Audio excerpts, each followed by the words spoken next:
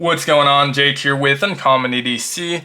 Today we're going to be checking out the OKnife Duron, and this one released pretty recently during OLight's 18th anniversary launch event, and it's probably the item I was most excited about for the event.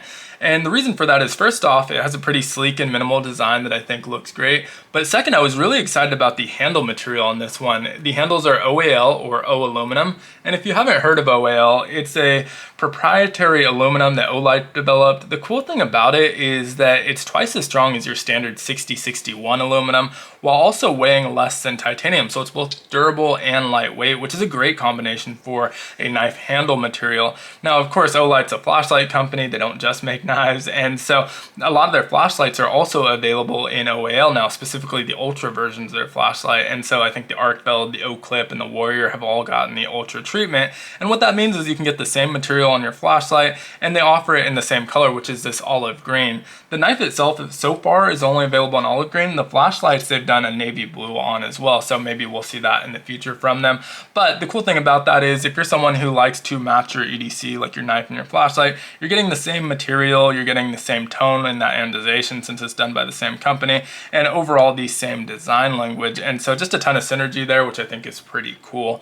Now, the Duron is available on their website for $99.99. I do have a coupon code UEDC10, which will save you 10%, bringing that down to about $90. And I'll leave the code as well as the link in the description of the video.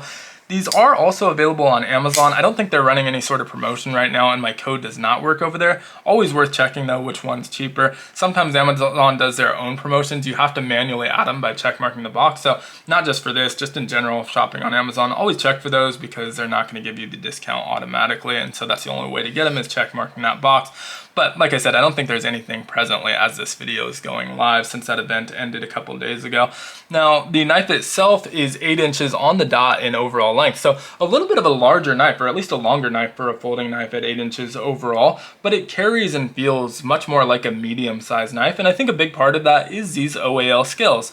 It only weighs 3.17 ounces, which is very, very light for a knife this size. And so it keeps it feeling a little bit like a medium-sized knife rather than a larger knife than it actually is. And it's not slim or anything like that either to keep that weight down. It's about an inch wide in the handles here, I think 0.98 inches to be precise, and then around half an inch thick, or 0.52 inches in thickness. So decent size. We have a thicker blade stock, Nitro-V steel on there, and it's about 0.12 inches thick. And so it's not a small knife by any measures, but does keep the weight down really, really nicely. So another nice feature of that OAL.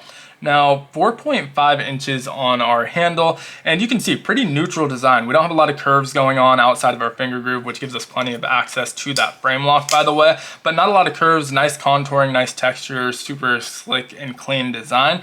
And so because of that, it's going to be pretty universal fit for most hands. I'm able to get all 4 fingers on it, and really nothing offensive going on here, no hot spots or anything like that. One thing I am aware of, however, is the pocket clip. I think if this weren't as deep carry, because it is nicely centered on there, it's just your standard kind of run-of-the-mill folded pocket clip, but I think because it's so high up on the handle, I can feel it a little bit. I think if it were even a 1/4 inch lower into the handle, it might look a little bit funny, but you'd feel it a little bit less.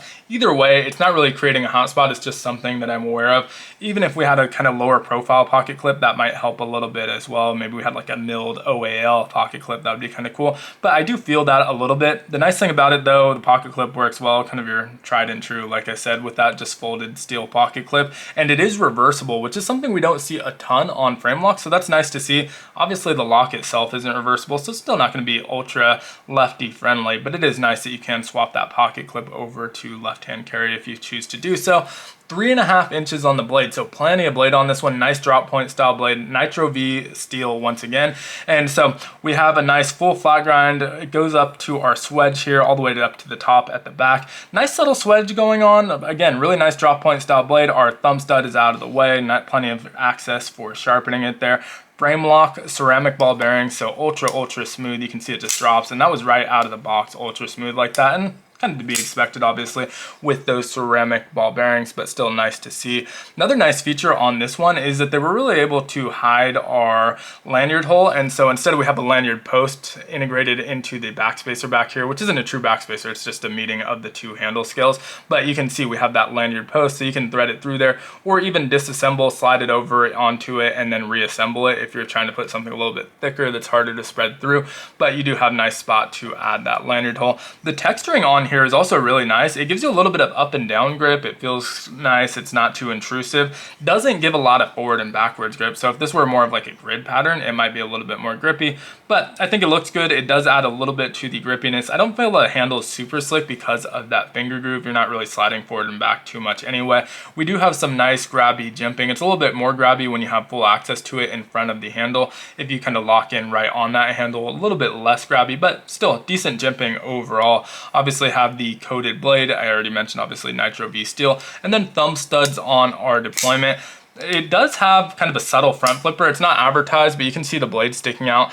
Sometimes I have a harder time with it, sometimes I don't. So there we go, pretty easy to get it out there right now. And that, like I said, sometimes when my thumb's just tired, maybe I'm flicking knives too much or just kind of not paying attention, I will feel that. But it is front flippable if you're someone who prefers that over thumb studs. Also plenty of access for that middle finger flick, which sometimes can be interrupted by a frame lock. But as you can see, plenty of access to get in there, really just as effective as our thumb flip. And again, I like the placement of the thumb studs. It tucks nicely into the handle. You can see it's completely out of the cutting path, so it's not going to be getting caught up on you.